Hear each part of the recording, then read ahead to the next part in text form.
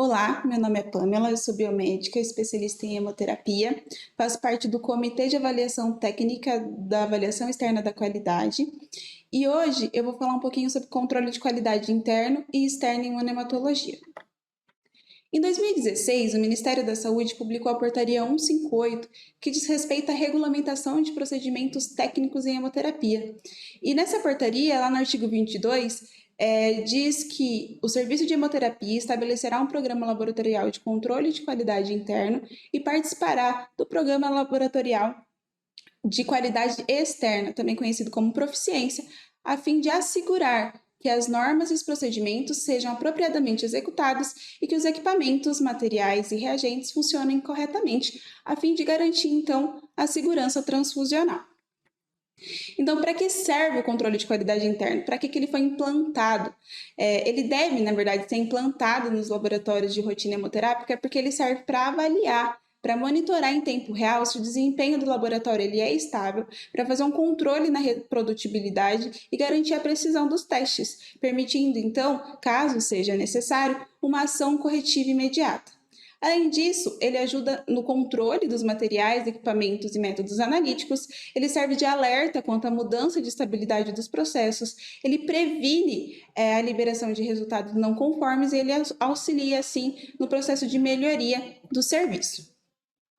Ainda nessa portaria, né, lá nos anexos, o Ministério disponibiliza parâmetros recomendados para os principais reagentes utilizados na rotina hemoterápica, que servem então como modelo, né, como comparação para auxiliar aí no controle de qualidade interna. Então, quando a gente fala, né, em controle de qualidade interna, quando a gente recebe o material, a primeira coisa que vem à mente é fazer a certificação, então, da embalagem, né, desse produto. Então, a primeira coisa que a gente vai fazer é a inspeção visual. Então, a gente observa lá se a embalagem ela veio íntegra, né, se o frasco está intacto, se não tem nenhuma violação, se o conta-gotas está ileso, né, intacto, transparente. É importante também olhar o rótulo desse reagente, então observar o nome do reagente, a data de fabricação, a data de validade, qual é a temperatura recomendada pelo fabricante de armazenamento desses reagentes e as instruções de uso também. Então, geralmente elas acompanham os reagentes, quando não elas são facilmente acessadas via internet. Então, é importante lá olhar a composição desses reagentes, qual é a concentração que ele veio, qual é o método, né, a quantidade que o fabricante recomenda para a utilização dos testes. Então, tudo isso é muito importante. E isso deve ser feito, então, a cada lote e remessa. Com relação aos reagentes propriamente ditos, né, o conteúdo dessas embalagens, aí sim o controle é muito mais rigoroso, né, e tem que ser feito diariamente. Então é sempre importante observar, né, nos reagentes como um todo, os potencializadores, hemácias, antissoros, se há presença de precipitação, de turbação, fungos, precipitados, gelatina, no caso das hemácias hemólise, porque isso é muito importante, né? Caso algum desses reagentes apresente algumas dessas especificações, esses reagentes não devem ser utilizados na rotina laboratorial. Então, é muito importante, antes de começar qualquer rotina, todo dia, dar uma olhada, então, nessas questões. Caso apresente, né, alguma dessas especificações, esse reagente não deve ser utilizado. Com relação às hemácias A1 e B utilizadas para tipagem sanguínea reversa, o Ministério preconiza então que sejam avaliados dois parâmetros, que é o potencial e a especificidade. O potencial ele é avaliado pela intensidade de aglutinação, que deve ser em no mínimo 2 cruzes. Já a especificidade, então, é o teste dessas hemácias com plasmas, lembrando que não deve haver aglutinação em plasma B, pois esses plasmas não contêm os anticorpos que são específicos para os antígenos apresentados por essas hemácias. Esses testes devem ser realizados, então, a cada lote e remessa. Já os antissoros, eles também, né, são avaliados de acordo com o potencial e especificidade, só que além da intensidade de aglutinação, nós teremos também a avaliação do título e da avidez. Lá nesses anexos também consta, né, uma tabelinha de orientação a respeito desses dados, e o anti-A, né, o antissoro anti-A, a gente vê que ele tem uma variação, porque ele é de acordo com o subgrupo de antígeno A, mas em geral a recomendação é que ele reaja de 2 a 3 cruzes, a avidez é de até 15 a 30 segundos, dependendo do subgrupo, e o título de 158 a 256 também variando de acordo com o subgrupo de A. Já o anti-B, o recomendado é que ele aglutine em 3 cruzes, que a avidez seja de até 15 segundos e que o título mínimo seja de 256. Com relação ao anti-AB, ele também vai variar de acordo com o subgrupo de A, mas em geral ele também deve reagir em 3 cruzes, a avidez deve ser em média até 15 segundos e o título mínimo é majoritariamente mínimo de 256. Já a especificidade, então, é o teste desses antissoros com hemácias, né, correspondente a esses antígenos. Entretanto, também eles não devem aglutinar com hemácia O, porque eles também não contêm anticorpos específicos. Aliás, as hemácias O, elas não apresentam antígenos correspondente a esses anticorpos.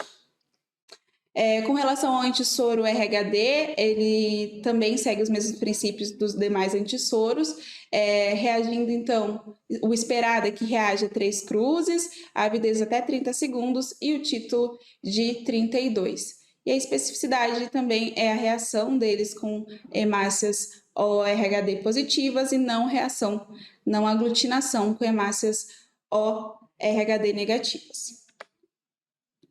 A antiglobulina humana, que é o AGH, ele também segue, né, os mesmos princípios de potencial com intensidade de aglutinação, e aqui é preconizado que ele reaja 3 cruzes com hemácias previamente sensibilizadas e não reaja, então, com hemácias que não foram sensibilizadas. Essa análise também deve ser feita a cada lote ou remessa. Com relação aos diluentes, né, e potencializadores de forma geral, também deve ser feita uma análise diária com relação à turbidez, né? O reagente ele tem que estar transparente, sem partículas, sem precipitação. Com relação aos diluentes, eles não podem causar hemólise nas hemácias, né, ao serem utilizados para diluição, e isso deve ser feito, então, esse teste diariamente. E a cada lote recomenda-se, então, que faça a análise do pH. Então, a solução salina e o tampão de baixa força iônica são os diluentes comumente, né, mais frequentemente utilizados na rotina imunematológica. A solução salina, o pH tem que estar entre 6 e 8, e o tampão de baixa força iônica entre 6,5 e 7,5, e isso deve ser feito, então, a cada lote e remessa. Com relação à inspeção visual das colunas de aglutinação, então, os géis dos microtubos, eles devem estar totalmente sedimentados, por isso até recomenda-se que haja uma pré-centrifugação antes do teste, a fim de sedimentar, né? Porque às vezes no transporte esse gel ele acaba não sedimentando totalmente. Ele deve sempre ter um aspecto homogêneo, não deve ter precipitados, não deve ter ressecamento desse gel. Então, diariamente é importante que haja, então, a visualização dessas microcolunas. E com relação aos lacres de alumínio, eles também têm que estar lacrados, né, sem nenhum tipo de violação, e sempre observar para ver se não há microfuros, né, microperfurações nesses lacres. Então, todos esses testes eles devem ser registrados em formulários específicos destinados a essa função e devem sempre conter o nome do reagente, o fabricante, o lote, a data de validade, os resultados dos testes e o nome de quem realizou esses testes. Caso algum desses reagentes não estejam dentro das especificações, né, eles devem ser anotados e não devem ser utilizados na rotina imunematológica, e aí deve haver uma investigação da possível ou das possíveis causas das inadequações. E o controle de qualidade externo? O que é o controle de qualidade externo? Então, a ABNT e a ISO, ela entende, então, como ensaio de proficiência, que também é um nome usado para controle de qualidade externo, a utilização de resultados obtidos em comparações laboratoriais com o objetivo, então, de avaliar a competência técnica dos laboratórios participantes. Em 2013, o Ministério da Saúde publicou uma portaria, a portaria 2712, que diz que o serviço hemoterápico deve participar de um programa de proficiência. Atualmente, a gente tem alguns programas de proficiência disponibilizados, né, em imunohematologia. Alguns deles eu trouxe aqui, acho que talvez os mais comuns, que é a Controlab, a BHH e o AIQ, né, Avaliação Externa da Qualidade. Os dois primeiros, eles são instituições privadas e o AIQ é disponibilizado pelo Ministério da Saúde. E como surgiu o AIQ? Né? Se a gente voltar um pouquinho na história, em 1980, houve a criação do Programa Nacional de Sangue e Hemoderivados. Em 1996, formou então o Programa Nacional de Controle de Qualidade Externa em Sorologia para unidades hemoterápicas, que foi fundado, né, foi criado a fim de controlar a transmissão de doenças infecciosas através do sangue. Em 99, esse programa passou-se a se chamar Avaliação Externa da Qualidade, entretanto, ele só existia no âmbito da sorologia. Em 2000, então, que iniciou a construção, a estruturação do AIQ na área de imunohematologia, que atua até hoje, não só em imunohematologia e em sorologia, mas também em componentes lábeis. Atualmente somos 8 hemocentros provedores, né, da avaliação externa da qualidade. Hoje, Botucatu atende cerca de 160 serviços em toda a Grande São Paulo e o Mato Grosso. E como que funciona, né? Quem pode participar? Todo serviço hemoterápico público, filantrópico ou privado que tenha convênio com o SUS, ele pode participar. E como que funciona, né? São liberadas, né, construídas e liberadas a esses serviços participantes avaliações teóricas e práticas que são avaliadas ao longo do ano e é um sistema totalmente informatizado, então os participantes eles têm acesso ao sistema, ao qual eles podem responder às avaliações, ter instruções para as avaliações práticas e entrar em contato tanto com o suporte técnico como com as unidades provedoras, tudo via internet. E ao final do ciclo, né, do ano, eles recebem então um certificado de participação da avaliação externa da qualidade. Então, diante de toda a explanação, qual é o intuito do controle de qualidade, tanto interno quanto externo? É garantir a segurança transfusional, como previamente dito, né, e já está lá na portaria.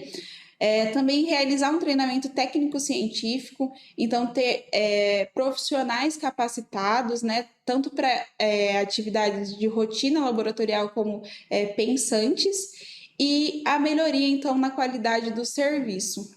Mas para que haja eficácia no controle de qualidade, né, para que ele atinja o seu objetivo, é necessário que toda equipe receba o treinamento para a realização do controle de qualidade interno, que eles participem ativamente do controle de qualidade externo e que os supervisores e responsáveis pelos laboratórios, eles motivem a sua equipe a realizar os controles sempre e também se aprimorarem cada vez mais. Bom, é isso. Eu espero que eu consegui, né, ter dado uma visão geral do que é o controle de qualidade. Me coloco à disposição. Qualquer dúvida pode me enviar o e-mail. E é isso. Obrigada.